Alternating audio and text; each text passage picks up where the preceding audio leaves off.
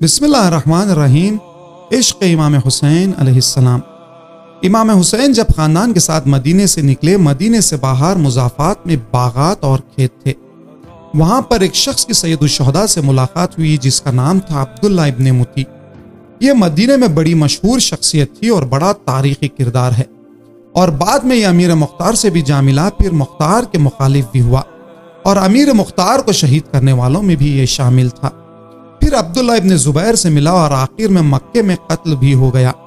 عبداللہ ابن زبیر نے جب واقعہ کربلا کے بعد کوفے میں اپنا تسلط قائم کیا تو اسی عبداللہ ابن متی کو کچھ عرصے کے لیے اپنا ولی مقرر کیا۔ یہ کھیتوں میں کام کر رہا تھا۔ سید الشہداء وہاں سے گزرے، یہ امام کو جانتا تھا، قریش کے بڑی قبیلے کا سردار بھی تھا۔ اس نے امام کو دیکھا اور پہچان لیا، دور سے سلام کیا، اے ابا عبداللہ، آپ پر سلام ہو، آپ کہاں جا رہے ہیں؟ امام نے فرمایا ابھی تو مکہ جا رہا ہوں۔ اس نے کہا پھر کہاں جائیں گے؟ امام نے فرمایا مکہ پہنچ کر دیکھوں گا۔ اس کو کچھ نہیں بتایا کہ مجھے کہاں جانا ہے، میں کیا کرنے والا ہوں۔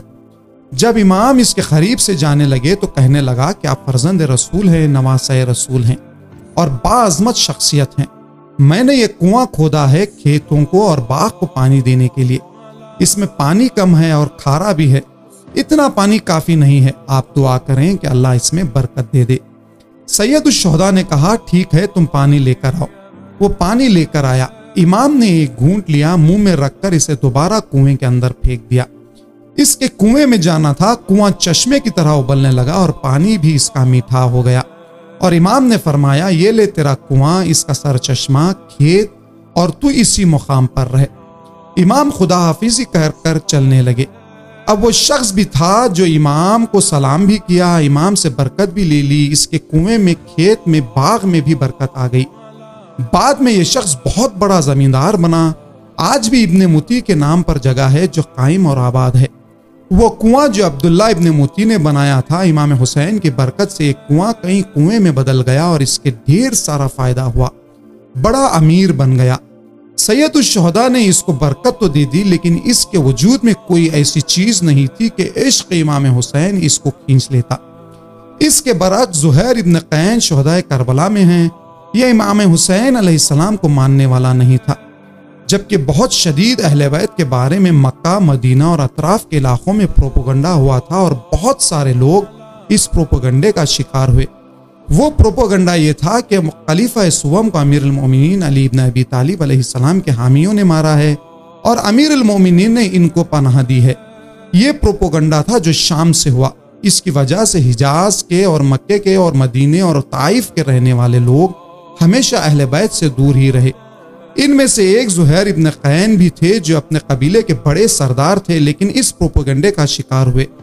جس طرح آج کل بہت سارے لوگ پروپیگنڈے کا شکار ہیں، کچھ رہبر کے بارے میں پروپیگنڈے کا شکار ہیں، کچھ مراجع اکرام کے بارے میں اور کچھ علماء کے بارے میں پروپیگنڈے کا شکار ہیں۔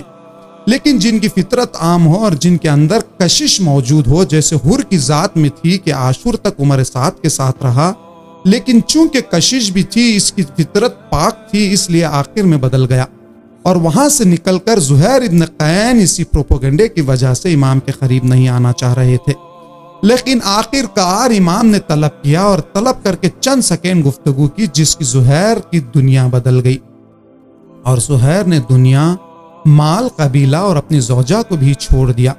کہا تو بھی طلاق لے لے۔ فرمایا پتہ نہیں مجھے کہاں جانا ہے، اور زہیر سب کچھ چھوڑ کر آ گئے۔ یہ کشش ہے جو دنیا کے پیچھے ہو، مفادات کے پیچھے ہو، اسے حسین برکت تو دے دیتے ہیں لیکن اسے اپنے کاروان میں شامل نہیں کرتے۔ اس کا رابطہ عاشقانہ نہیں ہوتا۔ جو حسین سے حاجتیں لے لے، حسین سے بیٹا مانگ لے، حسین سے اپنی شفا مانگ لے اور پھر اپنا راستہ الگ کر لے، ان کے اندر کشش نہیں ہوتی۔ کیا آج ہم لوگ امام حسین علیہ السلام کے کاروان میں شامل ہو سکتے ہیں؟ کیا ہم میں اتنی کشش ہے کہ ہم امام حسین سے جا ملیں؟